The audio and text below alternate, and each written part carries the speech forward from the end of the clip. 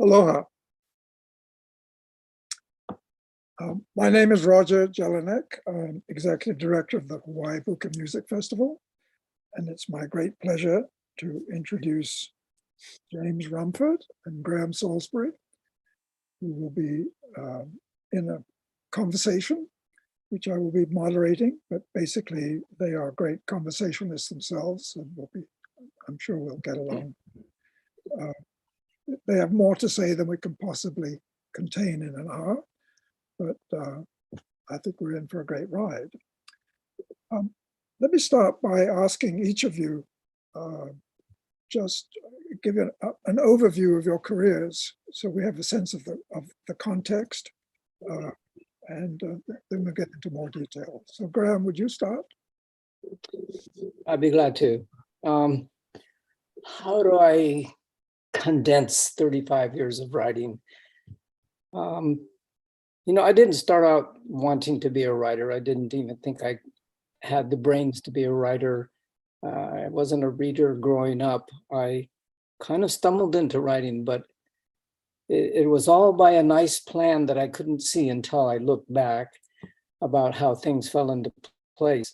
But I've had a 35-year career writing books for young readers, and it's something that I enjoyed the entire time and still to this day do. However, since COVID, everything's sort of changed in the publishing world.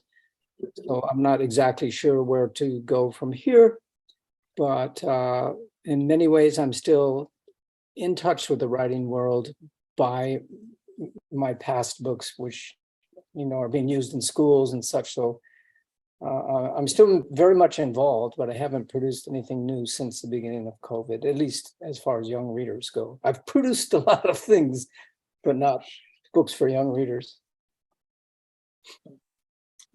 James? Yeah, I know it's getting unstable. Can you hear me now? Yes. Yes, perfectly.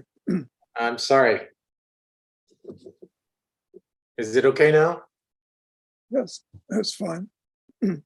Sorry, Graham. You're good. Okay.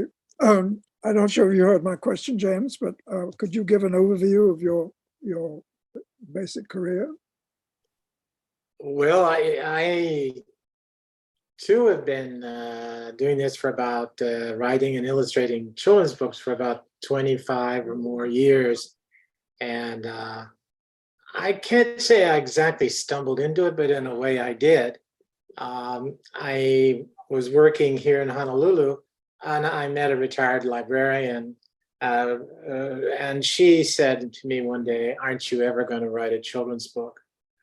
And I don't know exactly why she said that, but I soon found myself telling her a story, and she said that was just great. And then she got me to illustrate it. And before I knew it, I was sending off pictures and manuscript to Houghton Mifflin in Boston. And surprisingly, I guess, they said, okay.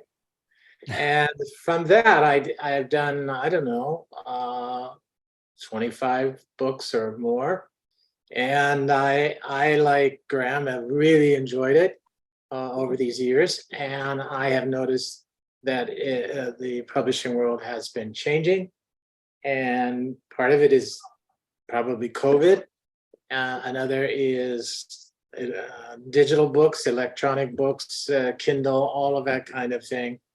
And also, I think it's a lot of the publishing houses that, like, for example, Houghton Mifflin was just a family-owned business in 1995 when I first started. And then I don't know how many times it's been bought and resold and bought. And so things have changed. So it's become too big a business and just different, that's all. But anyway, it's, I've done this for 25 years. Before that, I was a teacher. Before that, that's about it. So. Well, let me take that further, because you actually you don't only function in commercial East Coast publishing, you are a publisher. Yeah. And a very notable one. Can you describe how you got into that? Well, in the beginning, before I even thought about doing children's books, I was doing handmade books. I was making the papers, setting the type, binding the books. And you can't really see it, but there's a printing press, an old-fashioned printing press back here, an iron one. And lead type is over here. And so I was doing that, and I was publishing little books, handmade books, making, 50 copies or so. And once I got my first contract and I was doing that, it didn't take very long before I wanted to know what the process was. How do you take those pictures and put them on the page, and how do you do all of that? And unfortunately, as Adobe products got better, Photoshop and InDesign, which makes books, and Illustrator, I figured out, I can learn that. And after a while, I began to publish my own books. And what happens is what has happened in that time is that Amazon, they have this print on demand segment or part of their company. And so it's free. You just send them a PDF and they will put it up there and they will sell it for you. And they keep like 60% or something like that. And you get the rest. So I've done that. And it's been fun. Why has it been fun? Because I like making books. I like designing the books. I like illustrating the books. I like writing what I want. And so now what do I want to do is I'm translating books into Latin that I liked in English. It's a totally crazy thing to do, but you'd be surprised how many crazy people, crazy is a bad word. How about people who are really interested in Latin that come and buy those books from Amazon? Were you a Latin scholar before, or did you learn it from? No. I just like languages. So that has led me to Latin scholars, and they will write me letters and say, on page such and such, you should have said this. So I have the world as my teacher. What could be better? Yeah. That's wonderful. I'm going to go back to Graham. Graham, you started as a musician, actually. It was your first career. Tell us. My dream, growing up in Kailua, about the time that Elvis came on the scene, Yeah, it was Elvis Presley who really sent me into the music world. He had a big old fancy guitar and I had a ukulele, and the two of us were going at it. But I love music from an early age, and during my college years, I took a break from college and had a fairly long 5 to 10 years worth of music in Hollywood. I was with a group called the Millennium, and we did sort of this iconic album that's still out there today, and we still have a great number of fans. But our music at the time was a bit too spacey, maybe, for most people. It wasn't really mainstream kind of stuff, but it's stuff that young musicians of today collect, and they like what we did. So we're more famous now than we were then. Kind of crazy. But I had a good run with it. We recorded for Columbia Records, and I met a lot of great musicians, like the Beach Boys, and they were all in the same thing, Janis Joplin and people like that. So yeah, it was really great. And when it started to peter out, I I said, gee, well, I can end up playing in a bar the rest of my life, or I can go back to school and become something. So I went back to college and I graduated with a degree in education. And I wanted to be work toward becoming an elementary school principal. I ended up going to Italy to study Montessori for a year. So I studied in Italy and I got a degree in Montessori education and came back to the US and taught that for 1 year. And the school that I taught at went out of business. So I had to find something else to do. So I worked for I was production manager at a graphics company. And then about that time, I got married and my first son was born, and one night I got up to take care of him because he needed a bottle. So I was sitting in the living room on the couch giving him his bottle, and for something to do, somebody had left a book on the stand next to the couch. So for something to do, I picked it up, and to that point in my life, I had not been a reader. You know, I didn't have books in the house growing up, and it wasn't really, pushed. So anyway, here this book, and it was a big, thick book like this. For something to do, I started to read it, and that book was an absolutely seminal book to me because it sucked me in. I mean, I became the main character of that book. I just, is my first vicarious experience of the wonderful world of reading. And from that book on, ever since that book, I've been reading like crazy my entire life because I read Roots by Alex Haley. I see. So that once becoming a reader, then I said, well, maybe I can write, maybe I can do this because this is really awesome. You can go into a book and go into all these faraway worlds and experience all this great stuff. And there's really nothing like it. So from that point on, I guess my career began, and we can get into that later if you like, but that's how I came to that point in my life. And I think I became a writer because I became a reader. That's interesting. Grew up in Hawaii. I'd like to hear more about that because you've stayed in Hawaii and you're writing almost exclusively. Yeah. Where did you grow up? Pardon? Where did you grow up in Hawaii? Oh, I grew up let's see, started off in Nu'uanu for a year, then we moved to Kaneohe, and then we moved to Kailua, and then we moved to Kailua Kona on the Big Island. And then in the 7th grade, my mom kicked me out of the house and I never lived at home again.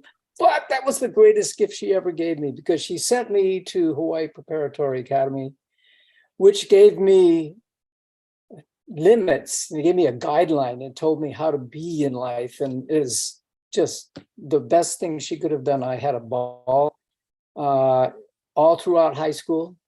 I have no bad memories of school of any kind.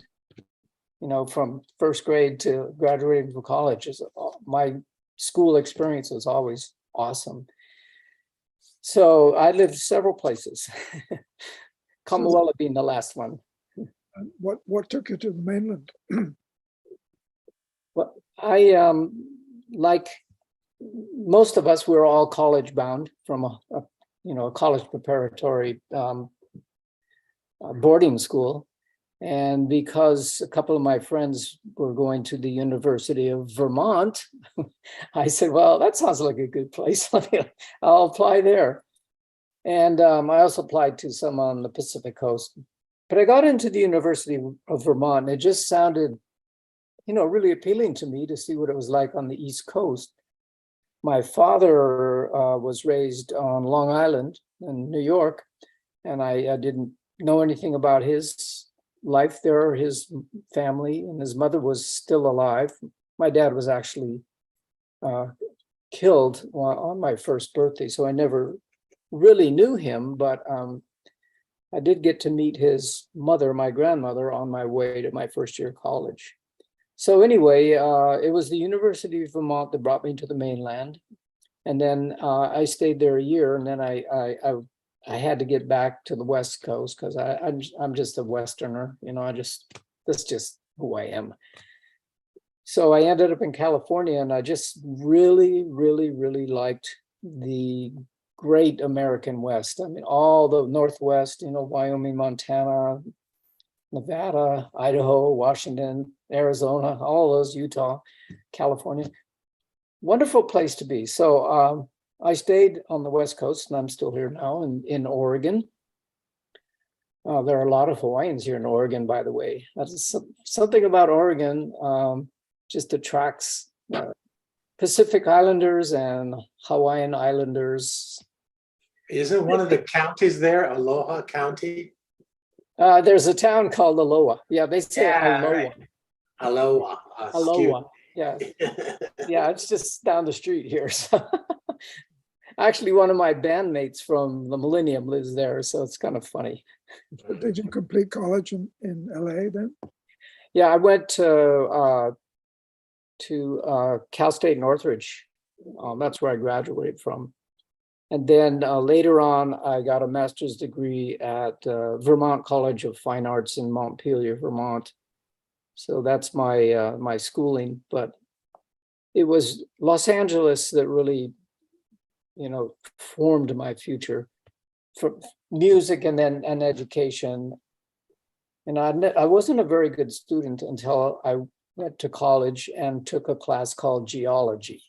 I took a geology class, and it happened to have a really ace professor. I mean, this guy knew how to teach. He knew how to grab your attention and make it interesting. So I was so enthralled with geology that I got the first A I ever had in my life. And I really liked getting an A. So I worked really hard, and I graduated with honors. Isn't that crazy? I was not a good student until a professor showed me what, good teaching really is. So you went from geology to fine arts?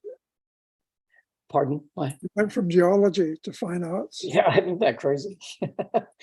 Well, I went to fine arts because I was trying to learn how to write. And when I want to learn how to do something, I go all out. I may go deep. I just dig deep.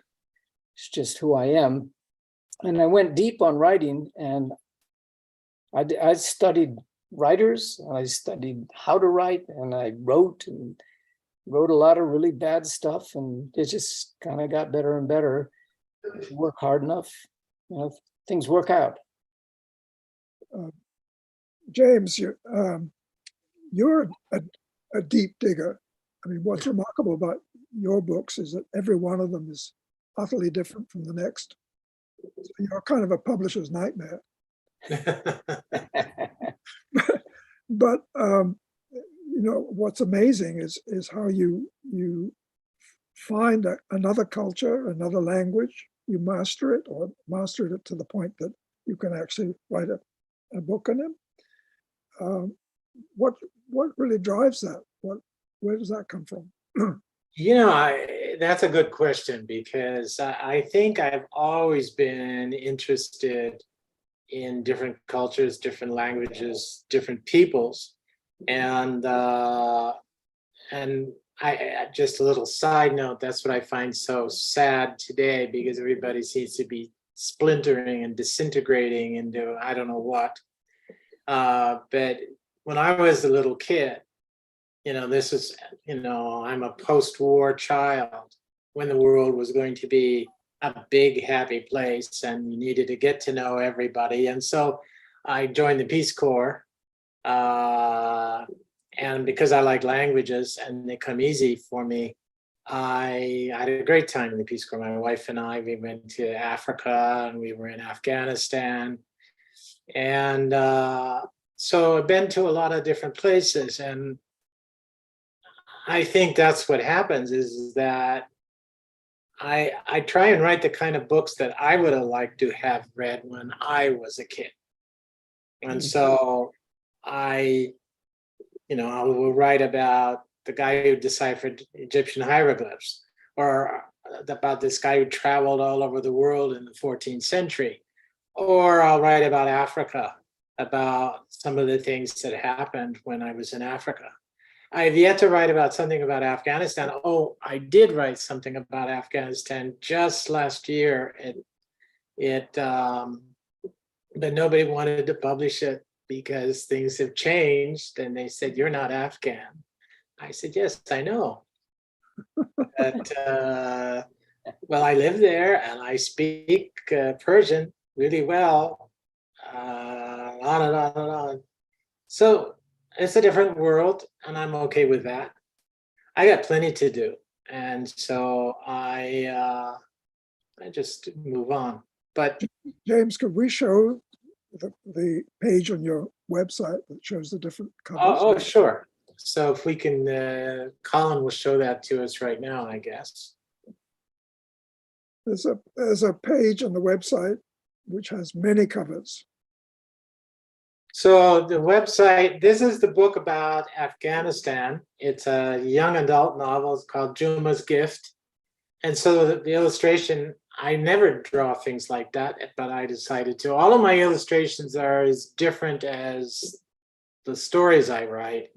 And so that I have no one style, except I think they all kind of look the same.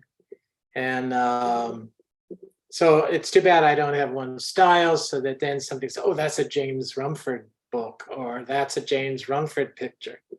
No, it's not going to work that way. If we could scroll down, yeah. So some of the books that I had done that were published, I have gotten the rights back for them, and since they went out of print, and I have reformatted them and published them on through Amazon at this print on demand. So it's great. So like, here's a Hawaiian story, here's Beowulf. They didn't want, I don't know why they stopped publishing that, printing that, but I sell a lot of those online.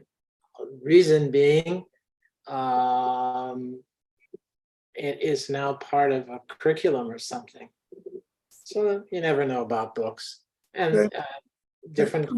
Can you dwell just a bit on each one, just so we get a sense of the differences? Excuse me? Can you dwell on each one? Well, this first one here, the green one here with the Dog of the Sea Waves, this is about a Hawaiian monk seal. And you can click on it, and as you go to it, you can see here's about it, and I think there's something below, but maybe not. And this is about the first people to come here and what they saw. And in Hawaiian, the word for monk seal is sort of dog of the sea waves, and so I translated it literally in English.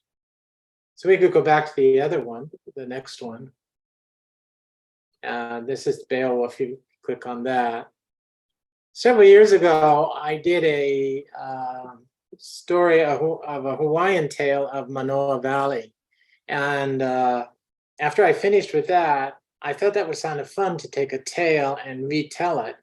And so somebody said, well, they handed me Seamus Heaney's translation of Beowulf, an audio tape. I took it home, listened to it. I was totally mesmerized by the thing. So I decided to retell the story of Beowulf. But and then another friend said, well, since you know German and you know this and you know that, why don't you just tell the story using only words that can be traced back to Old English, not French or Latin? It took a while, but I did. And it makes for really strong writing because these are Anglo-Saxon words and they punch. They're not Latin and French. If you scroll down here, I think you'll see something. Oh, on the side here, before you go too far down, there's a little book here, Bail Bunny. And what I did with that is, this is the fun thing about doing your own stuff. I took Beatrice Potter's story, The Tale of Peter Rabbit, and I decided that that is a really terrible story for a little kid. I remember being petrified that my dad was going to be eaten.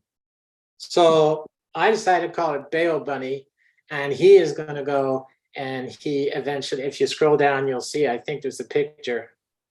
He he thinks he's Bale Bunny. He thinks he's a hero. And I used Beatrice Potter's pictures and I'm painted like her. And if you go down farther, I think there's more. Yeah, here's McGregor eating hare pie, Hare, and how awful he is. And so Bale Bunny is eventually going to do away with McGregor. The end of the story is that he kills McGregor.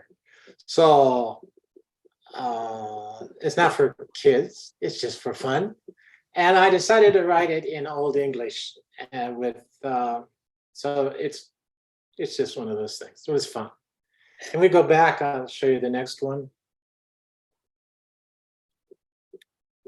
This Chilean, this next one is a story about a giraffe who was brought to China when China began to explore the world before Columbus. And they would have continued to do so had the court not changed and China decided to withdraw from the world. Otherwise, America would have been peopled by Chinese, not by Europeans. And anyway, it's a great story about this giraffe. And there's a painting, I don't know if it's on this page. If you go down, these are different things. These are different paintings from it. I use a new kind of paint I never used before. It's casein, which is milk, made with milk. And it was fun to use. I hear all my notes. I tell you I like languages, so I just scribble in Chinese or whatever. And I get carried away is about what you said, Roger. I get carried away. And like you, Graham, I want to know everything about whatever it is I study. So I go to the library and do that kind of thing. We'll just go back and just talk briefly about the next one. I don't need to go on. Oh yeah, this is my first book, The Cloudmakers. This is the book that I told the story to that librarian, and she said, "Wow, that's the best story I've ever heard." She was very encouraging, and maybe like your teacher, Graham, that gave you an A.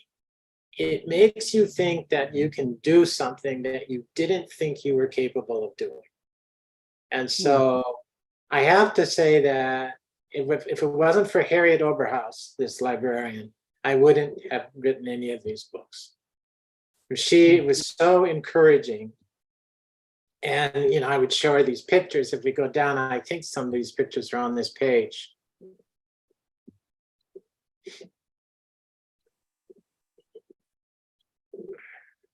Maybe not. Yeah. At any rate, she was so encouraging that that's how I got my first book done. I even dedicated the book to her because without her, I wouldn't have been able to do this. And let's just go back real quick. I just want to say one small thing about some of the books below.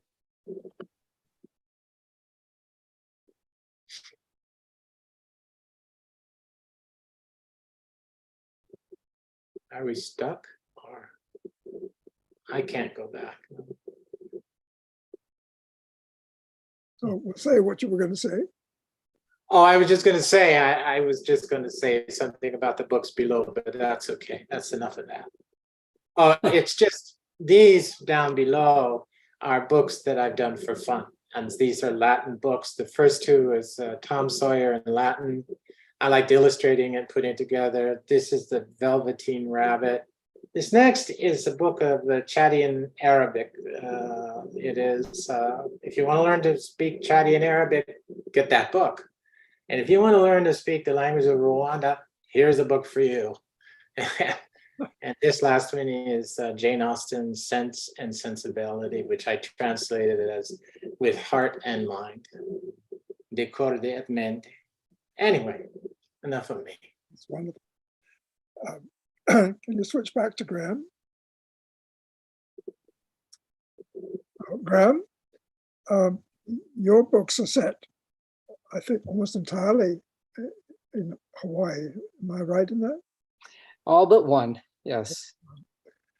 Uh, how you don't live here full time, as we were talking earlier. You visit regularly.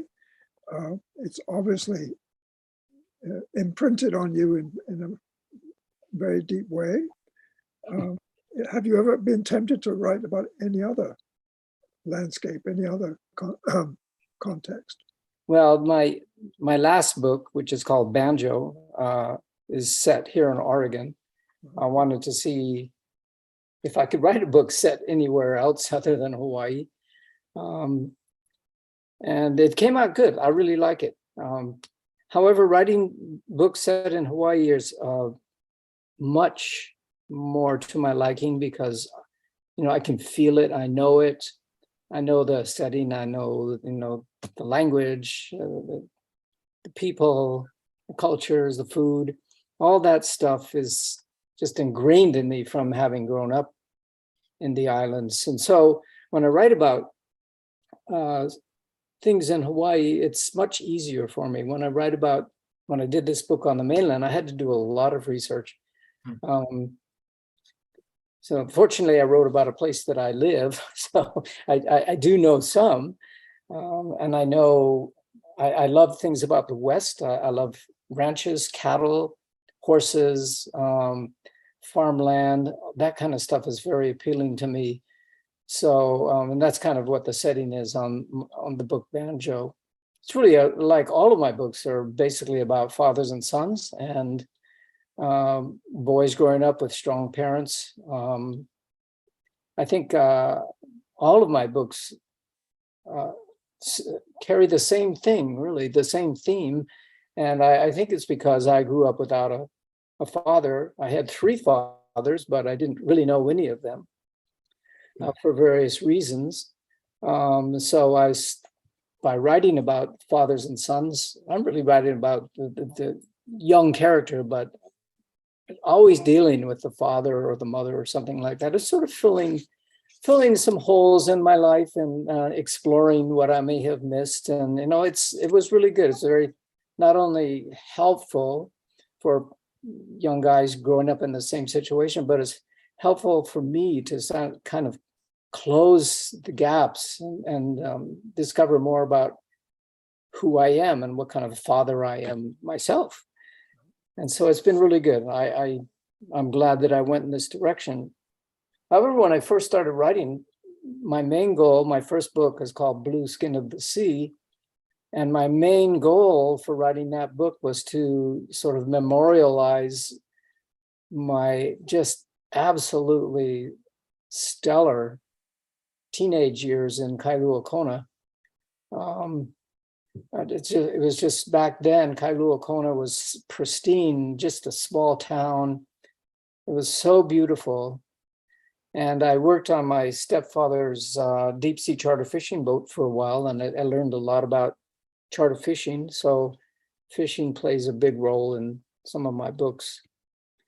And then my big book, Under the Blood Red Sun, I was born after Pearl Harbor was bombed, but my dad was there. My real father, who was killed a year later, 2 months before the war ended, he was shot down. He was a Navy pilot.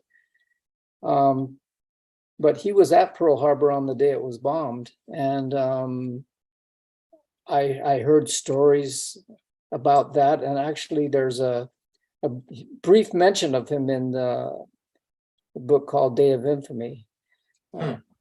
And they actually said his name. I need 3 volunteers, you, and you. And one of those was my father. And he survived Pearl Harbor. And all he could do that day was help put out fires and, get medical attention, help, people that were hurt because he had no weapons. He was a Navy guy, and he just had left his ship that morning, that Sunday morning, December 7, 1941. He just left his ship and he was walking away with 2 buddies to go to church. And then that's when the planes came, the Japanese planes. And so he was actually not on board when his ship was hit. His ship was very near the Arizona. But anyway, I heard all these fascinating stories growing up. My grandparents lived in Nu'uanu, and some of the ordnance, when the Navy started shooting back at the Japanese planes and missed, and the ordnance would go and blow up in certain areas in Honolulu. And some of them went off quite near my grandparents' house. And so all these fascinating stories really got me interested in exploring what it must have been like on December 7th, 1941, when the Japanese came. And so I started to research that, and I got very interested in it. So I ended up writing Under the Blood Red Sun. It was a whole story about writing that book, which that was a job and a half. But I'm very pleased with that book. It's done very well. We've even made a movie from it. We featured it here at the festival. Oh, yeah. Well, that Hey. movie, Under the Blood Red Sun, that we made is entirely, except for one actor, everybody else lives on Hawaii or has something to do with Hawaii. And so it's sort of a labor of love for everybody. We didn't have a ton of money, but everybody had such a huge heart for that story that filming it was as much fun as anything I've ever done. You know, though I was not in the movie, I was there with the director behind the cameras watching everything go on, and it was just amazing. And so all that because I read Roots. Yeah, but I was when you were talking, I was thinking to myself, a lot of people, especially in the situation that you and I are in right now, if we had a big audience in a real room, the question would be, where do you get your ideas from? Or I think I should write about this. Or are you concerned? If you just listen to you can see it is something that wells up. It doesn't, you don't look for it. It's there. So you said, oh yeah, well, my stories all seem to be about your dad or have something to do with your dad and you growing up. It's because it's all welling up, and that's the same thing with me. I was fascinated with different things I have seen. And so out it comes. And because my books are smaller than yours, there might only be 500 words or less. I can sit down and suddenly all the words are there. They're right there. I don't know who wrote them, but they're right there. Yeah. So. Well, an idea comes up and you grab it or you don't. And That's it. And there are some ideas or some subjects that you just say, yes, I have to do this. Yeah, that's it. That's it. And so you do it. I mean, I have a book called Eyes of the Emperor. That's one that I read a 3-page essay by a World War II veteran from Hawaii, Japanese man. And I was so enthralled by his 3-page essay. Mhm. This has to be a book. And so I just set off on that. And it turned out to be a really good experience writing it. And the book came out very well, I think. But that's interesting. The other day, my brother and I, we are sort of interested in genealogy. So he wrote, we talked on the phone, and he said, "Oh, there's a distant cousin of ours that's buried over there at Punch Bowl, and he was at Pearl Harbor that day on December 7th." And so about less than a month ago, I went over there to look for the grave. I also looked him up on the internet and saw him as his high school student and this and that he'd been married, but he had no children, and on and on and on. And I don't know, suddenly going over there and looking at that grave and realizing no one's ever come there.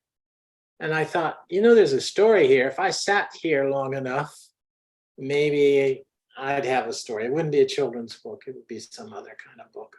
Yeah. But it's stuff that you just feel when you're looking at it. you see the whole thing almost. It's doesn't have a shape sometimes, but you feel it's worth pursuing. That's your job as an artist, as a writer, is to shape it. Yeah, that's right. That's right. It's that job, you know. Do these story ideas happen one at a time, or do you often have several and you choose one? For me, there are always ideas out there. You know, when I first started writing, I said, there are no ideas. What am I going to write about? There's nothing. But I was so wrong. There is so much that you just don't see it. And like James said, you sit down by a grave and you start thinking, what was this person's life like? There are just millions of stories, millions of really good, poignant stories that you could tell if you just dig a little deeper. For me, an idea would if it's stuck, you know, if it's stuck for, you know, maybe a month, then I just knew that's something I have to pursue. Have you ever abandoned one? Have I ever abandoned a book? Yeah. I did, but I came back to it and I wrote it again, and it was banjo actually. But you know, I started out writing for an older group, young adult group, and then I ended up with this whole Calvin Coconut series. I have 9 books, and those are meant for 4th, 3rd, 2nd, 1st graders. And that came about because one invitation I had was to speak to a middle school, and I'm not exactly sure what state. I think it was here in Oregon. And I've spoken to so many schools, but after I gave my presentation at the middle school and we were walking out to the parking lot and I was going to leave, my guide said, would you mind stopping in the elementary school, which was next door? There's a 3rd grade teacher there who really loves your books, and she would like her class to meet a real live author. And I said, sure, let's do it. So we went into this 3rd grade classroom, and I think they expected that I would say yes and come in because they were sort of prepared. And when I walked in, there was all this bustle, and the minute we walked in, it just went dead silent. Yeah. And I walked up to the front of the room, and the teacher introduced me, and then she said to me, would you like to have a cookie? We made some cookies and we would like to give you one. Would you like to have one? I said, sure, why not? You know, I don't know where they could make them. There was no oven or anything there, but I said, okay. So she had it on a plate, and as she brought it toward me to give it to me, I was watching all these kids whose eyes just got bigger and bigger and bigger as this cookie was coming toward me. And when I picked it up, I discovered that it was made out of rubber, and it was a big joke they were going to play on me. So I pretended that I didn't know it was butter, and I started to take a bite, and then I went, blah, like that. And they just cracked up. This whole room just went wild. And I had so much fun with those 3rd graders. I had so much fun that when I left that classroom, my face hurt from smiling. I mean, it was invigorating. And I said to my guide, you know what? I have to write for these guys because I want to get back into a 3rd grade classroom and do this again. So that's the birth of Calvin Coconut. I went on a whole journey to figure out how to do that. And that was quite a process in and of itself. But that was the genesis of Calvin Coconut, a rubber cookie. When you say you went on a journey to learn how to do that, is that about technique or psychology or what? For what? Well, when you had to learn how to write for that. Oh. Yeah, you know what, that to learn how to write for a younger group, it was not as hard as I thought it would be. And to tell you what I did, I found a model, a book for that age group that I really like. And it's the same for the older group. There are stories. Anyway, I went to the bookstore and I looked at all the books for middle readers, 3rd grade, 4th grade.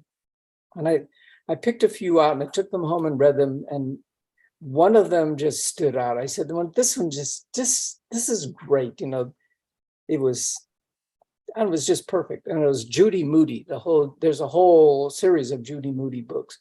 Well, I bought one of the Judy Moody books and I brought it home, and I wanted to study it because, this is the level I wanted to write for. So what I did is I copied that book word by word on my computer.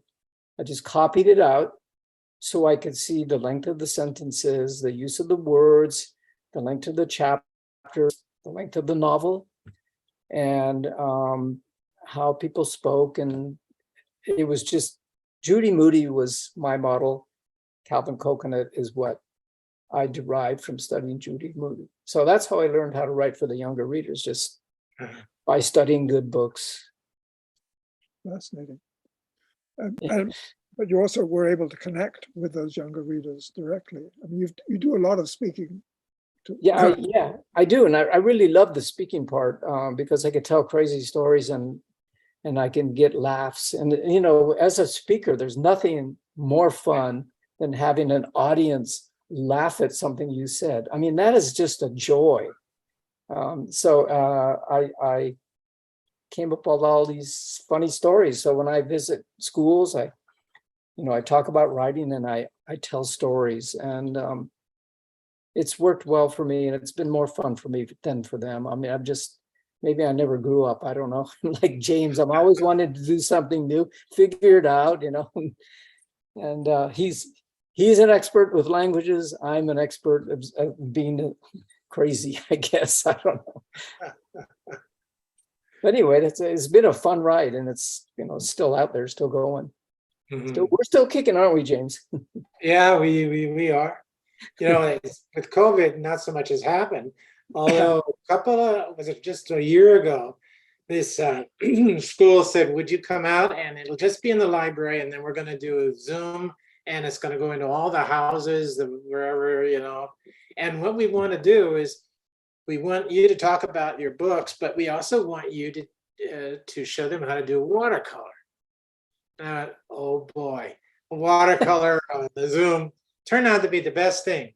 One of the best things about it is because I could see everybody, and they were all in their kitchens with their moms and their dads and their little watercoloring kit that had been given to them by the school. So everybody, mom, dad, big sister, little sister, brother, whatever, they were all sitting around this table, and they were all painting a seascape, because that's what I like to do. And turned out to be the best thing, because I imagine that if that had been in school, it had been, I don't know, this going on and that going on, but being at home, having mom and dad participate like that, it turned out to be a really good thing. So it was one of the better Zoom kind of things that I've ever done, because sometimes in Zoom starts going black, so-and-so doesn't want to be seen, and it's kind of crazy, but yeah. Excellent. Yeah, I can see that. One thing you both share is you both paint. James, tell us about your painting and why you paint what you do. Painting. Well, I when I was a kid, my dad painted, and his dad painted, and so there was a lot of this going on in the house, and so I would paint and do all kinds of things. And as I got older, I don't know, nobody really liked what I was doing, so I left that. And because language is easy for me, foreign languages are easy, I went to that. But then when I started doing these children's books and illustrating, then I got back into drawing and painting again. And then recently, recently in the last 5 or 6 years, I decided to actually break out the oil paints and get a canvas and paint pictures for the wall, for this house, the walls. And I think one of the things is that I don't really like pictures on the walls because you don't put words on them. I like Chinese pictures, the paintings, because there are words on them. That's why I like books, because I put the picture and I put the words under it.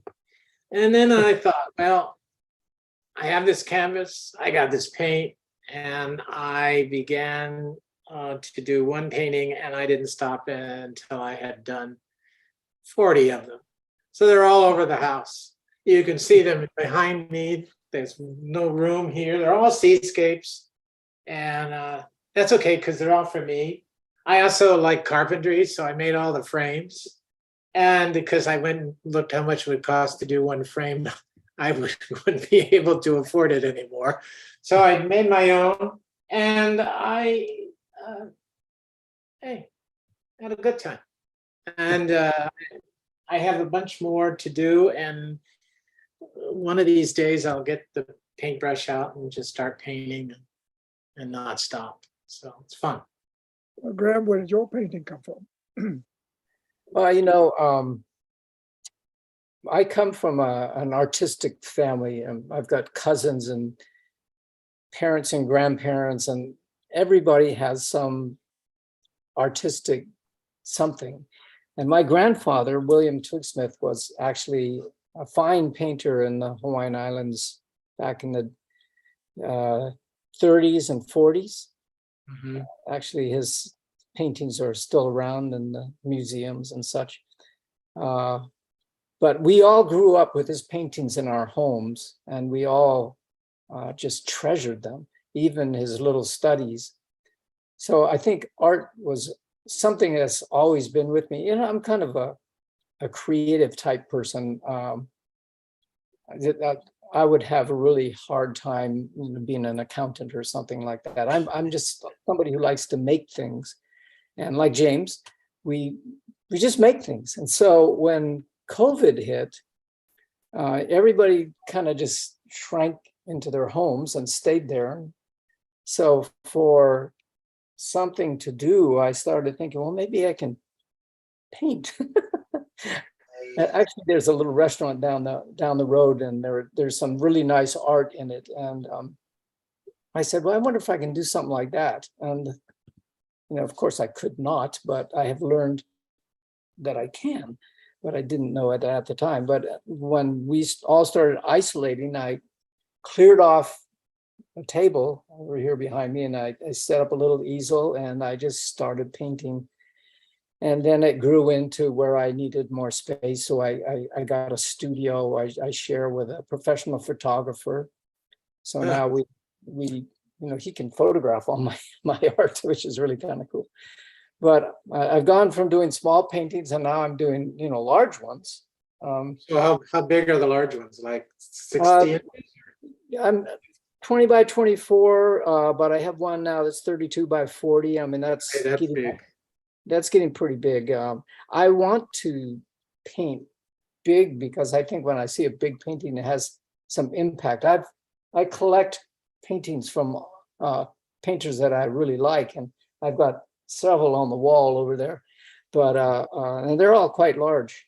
Look at your style. It suggests to me that you could do well with murals. That's very fashionable now. Yeah, my style is kind of graphic. We were talking about that earlier. I seem to, as much as I want to be painterly and paint like real artists, it's very difficult. I have a certain style that's is just me. It's just what I do. So I have to accept that. And it's not bad. I love it. I love doing it. And like James, I'm just doing it for myself. I'm not trying to make a career out of it. That would take many years. So although I do have a website, and I do post them, I post my paintings on Facebook, and I write narratives to go with them, which is really fun. And I've sold quite a few, actually. I've got paintings in 11 states and 2 countries, I think. That's cool. Yeah, so it's been really fun. I've really enjoyed it. I should put some on my website too. I just you should. Graham, can we see some? Can we see some? Yeah, I think Colin has. I sent some over. I sent 7. I sent sort of a progression. So if he can put the one called Heartland, it's number 1. It's one of my early paintings. If you could put that up there, we can see it. There, that was one of my very first paintings. It's quite simple. And I sort of tend toward landscapes. I really enjoy country, so that's what I painted. And then I started, the next Is one, this oil or is this acrylic? oil. Oil. Yeah. And this one is, I painted, maybe a month after. And this is, of course, Makapu. And I really had fun trying to create those blues and trying to create the effect of being able to see sand and rocks. And although this is not all that great, but it was for me. Oh, I said, it's pretty nice. The pretty color fun. is like perfect. That was really fun to do that. Painting rocks like in the foreground, very difficult for me, very difficult. And then the next one, there are 7 here. This one is from around here. I started to really love clouds and painting skies. And actually, I have thousands of pictures of cloud formations. So I liked this one. I said, okay, maybe I'm getting a little bit better. And then the next slide is called Eden. I went to study with a painter in Utah last summer, not this one we just had, but the year before. And this is a scene from Utah. And I looked, to that point was the best painting, in my own opinion, that I had done to date. I really liked the way this came out. So I was feeling really good. And my instructor said, looking at the clouds on the top of that mountain, you kind of paint a little like Maynard Dixon. And him having said that I painted like Maynard Dixon, who was a very famous painter in my grandfather's era, it really inspired me. So I started to think in that direction. And for some reason, it got me going off on this crazy tangent of doing these really wild, colorful things. And if you go on to the next one, I did a lot of these paintings just out of my head and in acrylic as opposed to oil. And I don't know, I must have done 20 paintings in this style.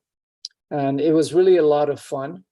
But then I kept thinking about the oils and what I really like to look at. So I went back to landscapes. And then the next slide is one from around here in the Portland area. This one is acrylic. And I like the way this came out. I like the graphic effect. If you look at the trees, the lights and the darks, it's appealing to me. And then the next slide is the last one I just finished last week. And you can see the moon up there in the sky. And so I'm sort of drifting to this kind of graphic style. I just love to paint and I love to write narratives to go with it. So I'm having a ball. That's great. Well, we've got time for maybe one last question you might like to ask each other. So, yes. Yes. What did you? What you might like to ask a question of James or vice versa, and then we've come to almost to the end. Okay. What makes you curious about James, and James, what makes you curious about Graham? Oh, well, I love James's work. I love this book, Cloudmaker. Oh, That's a great book. And so, and you were talking about print on demand. This is a print on demand. And the way you know it is you go to the back and you see that there's a little date down here. It says when it was made. And the quality of this book is amazingly good. It's really, whatever you're doing with Amazon, it's working. So, thank you. Yeah. So I think after listening to you, I think I'm going to go back and reread some of your books. That's what I'm going to do, with a different mindset toward it, because it's always nice to hear the author talk. And so that's what I'm going to do. Yeah, to get a story behind the story, so to speak. Yeah, the story behind the story, right? Say, when I see Graham, when I see your paintings on Facebook, I love the stories that go with them. Oh, thank you. And Thank you. I think I suggested to you when I first saw them that you really should do a memoir of Yeah, paintings. that idea has come up a couple of times, and I've sort of been, it's going to happen. Yeah, it's Ah. great. Yeah. Well, thank you very much. I was absolutely fascinated by what you had to say about your works, and I'm sure attendees were also. And I wish you the best once we escape from COVID. You will flourish I again got to in say, ways you want to flourish. it's been a lot of fun, Roger. Really appreciate it. And James, I've really liked getting to know you. Amazed at the languages you speak. Just Yeah, I suppose. It's nice to get to know you better. I remember years ago we met, it must have been 20 years, and I enjoyed talking with you then. So yeah. find other times to do this again. Let's not wait 20 years. Yeah.